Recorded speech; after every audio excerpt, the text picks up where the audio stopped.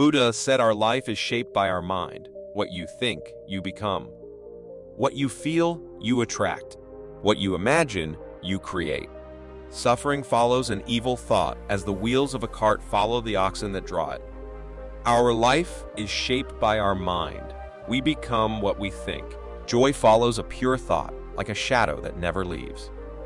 Essentially, suffering and pain are unavoidable in life, but we can alleviate ourselves from the suffering that comes from our own minds with each individual thought we think. It's been debated by many spiritual leaders, philosophers, and poets, whether we become what we think about. But it can be proven with science that in fact, what we think, we become. You can consider this the law of attraction, The Secret, or anything else, but it's not magic. It's a science of the brain. Now let's listen to a Buddhist story on this. There was a man born blind, and he said, "I do not believe in the world of light and appearance. There are no colors, bright or somber. There is no sun, no moon, no stars.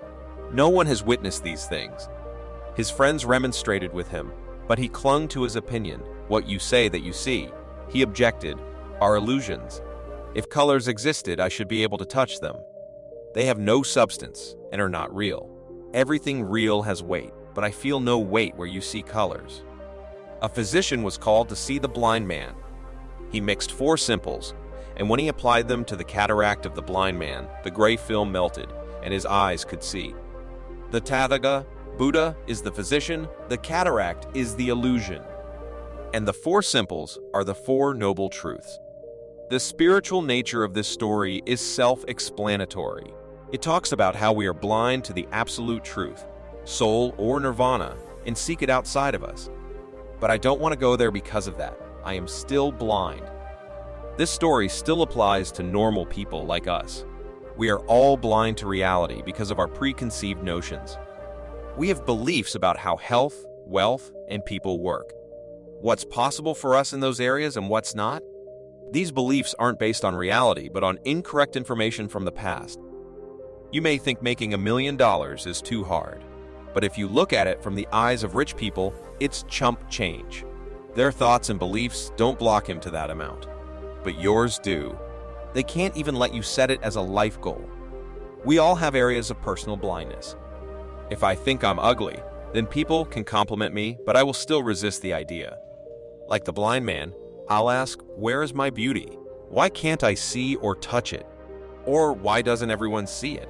The cure to this personal blindness is cleansing our perception, to crack open the cage of our thoughts and doubt our surest beliefs.